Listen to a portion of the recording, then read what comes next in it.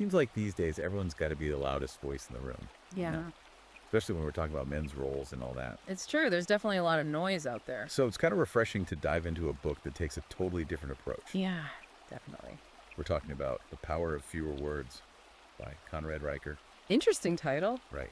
The whole idea is that talking less can actually make you, well, more attractive, more confident, wiser. I mean, it goes against what we're usually told, right? Like, the more you talk, the smarter you seem. For sure. But this book, it really makes you think. I'm curious to hear more. So for our listeners out there, today we're not just going to talk about how to talk less. We're going to explore the why.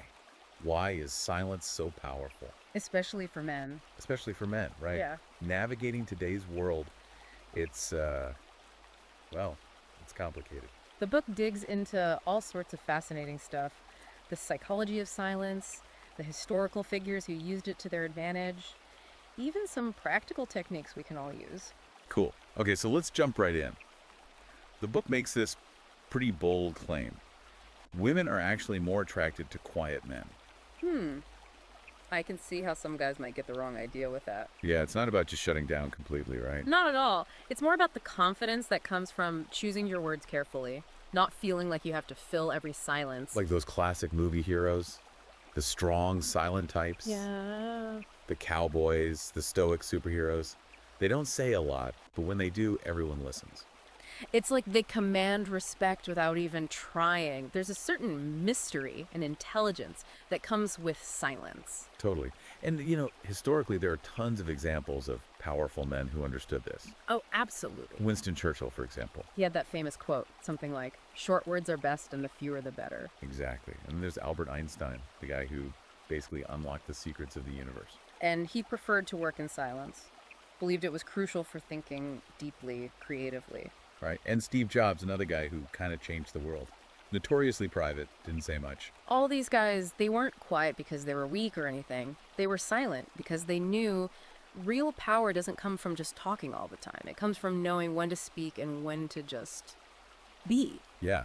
It's like they understood that sometimes the most powerful statement you could make is to say nothing at all. Yeah. So this brings up a question. Why is silence so effective? Like, psychologically, what's going on there? Well, the book argues that silence gives you space to think, to reflect, which helps you develop emotional intelligence. Ah, okay. And we all know how important that is in relationships and just life in general. Absolutely. Being able to understand your own emotions and other people's. Silence helps with that. And when you speak less, you tend to make your words count more. Right. So it's not just about being quiet. It's about being more self-aware, more in control. Exactly. And that projects confidence, which can be really attractive. So we've got this idea that silence is powerful, but how do we actually use it? I mean, let's face it, the world is pretty noisy these days. Yeah, it's tough to find a quiet moment sometimes. But the book has some practical techniques for incorporating silence into your communication, even with all the distractions. Okay, I'm all ears. One technique is called the tactical break. Tactical break. Sounds intense. It's kind of like a secret weapon for conversation. Basically, you strategically pause during a conversation. Okay. So when would you use that? Well, you can use it to create tension, to kind of assert dominance, or even just to let your words really sink in. It's about taking control of the flow of the conversation. I can see how that could be powerful. Like, imagine you're in a negotiation, the other person throws out an offer that's way too low. Instead of immediately countering, you just pause. Maybe you lean back in your chair, let the silence hang there for a second. Ooh, yeah. That would definitely make them sweat a little. Right, it makes them think, okay, what's he thinking? What's he going to say next? It shifts the power dynamic. Interesting. So it's like a silent power move. And you can use this in everyday conversations too, right? Absolutely. Like if someone's constantly interrupting you, you can pause, make eye contact, and then just keep talking. It's a way of saying, hey, I'm speaking here, but without actually having to say it. Right. It's assertive, but in a subtle way. Okay, so tactical break is all about strategic pausing. What about those times when we're the ones who can't seem to shut up? Well, the book has a solution for that too. It's called the 3-second rule. 3 seconds, huh? Yep. The idea is to catch yourself when you're rambling. When you're just filling the space with words, but not really saying anything important. Oh, I know I do that sometimes. Get caught up in a story and just keep going and going. It happens to all of us. But the 3-second rule helps you become more mindful. Whenever you feel that urge to keep talking, just pause for 3 seconds. Ask yourself, does what I'm about to say actually add value to this conversation? It's like a little mental check-in. Make sure you're speaking with intention. Exactly. Quality over quantity. I like it. So we've got the tactical break for pausing and the 3-second rule for speaking mindfully. What other techniques does the book offer? Well, another big one is active listening. It's not just about hearing what the other person's saying, It's about really understanding their perspective, their emotions, what's driving them. So you're not just waiting for your turn to talk. You're actually trying to see the world through their eyes, even if you don't agree with them. Right. And you show them you're listening, Asking clarifying questions, reflecting back what you've heard, being genuinely interested. Makes sense. I could see how that, combined with using silence strategically, could really change how we communicate. But what about all the noise in the world these days? It's hard to find quiet time. True, it's a challenge. But the book has some ideas for how to work silence into your day, even with all the chaos. One is digital minimalism. Digital minimalism, I've heard that term. What's it mean here? Basically, cutting down on the digital noise you're exposed to. Limiting social media, turning off notifications, setting boundaries around your screen time, so you can reclaim some mental space. Less stress, less anxiety. Exactly. And more time for, deeper, more meaningful conversations. Yeah, the kind we were talking about earlier. Yeah. Where you're not constantly getting interrupted by, like, your phone buzzing or whatever. Yeah. I like that. So digital minimalism is one way to cultivate more silence. What else? The book also talks about seeking out physical silence. Spaces where you can disconnect from the digital world and reconnect with yourself. Ah, I get it. Spending time in nature. Meditating. Even just finding a few minutes to sit in silence and think. Right. It's about creating those pockets of stillness, letting your mind decompress. Almost like a form of self-care. It is. The book makes the point that incorporating silence isn't just about better communication. It's about taking care of yourself mentally and emotionally. Yeah, you can't pour from an empty cup, right? Got to fill yourself up first. Exactly. That's a great analogy. And the book really stresses that. It's not just about talking less. It's about using silence to become a better man. More complete, more confident, more attractive.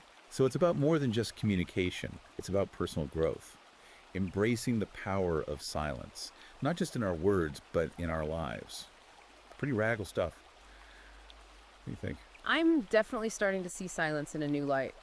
Not as an absence of something, but as a force you can use to your advantage. Yeah, this silence has been there all along, just waiting for us to rediscover its power. Yeah. Now that we're paying attention, I think it could change everything.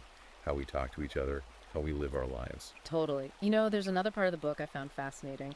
It's about historical figures who were masters of silence. Oh, yeah. They use silence to achieve some pretty incredible things. Let's dive into that. What can we learn from these guys? Good idea. Let's see what the power of fewer words has to say about that. We've talked a lot about the good stuff, the power of silence, But it's important to remember that silence isn't always a good thing, right? Yeah, definitely. Like any tool, it can be misused. It's not some magic solution. Right. The book actually talks about this, the potential downsides. It's not just saying, talk less no matter what. Yeah, there are definitely times when silence is not the answer.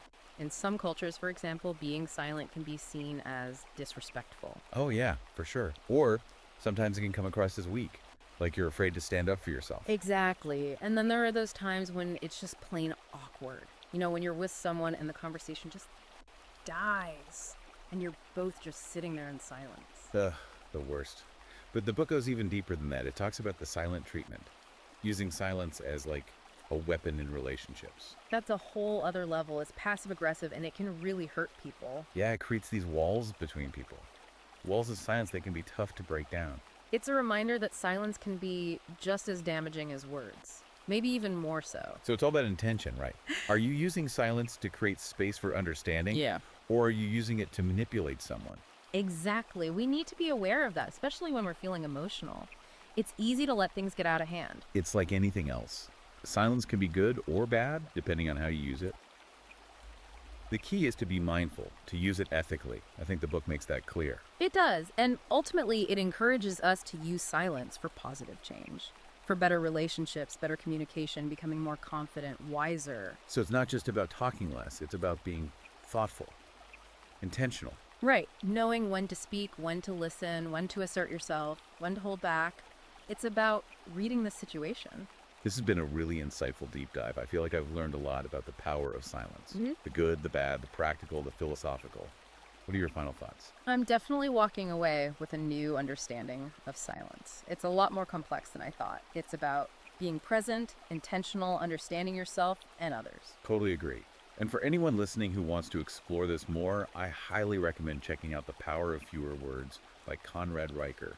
It's on Amazon Kindle and Google Play Books. It's a really thought-provoking book. Might just change the way you communicate and live your life. Thanks for joining us on this deep dive into the power of silence. Until next time, remember, sometimes the most powerful statements are made without saying a word.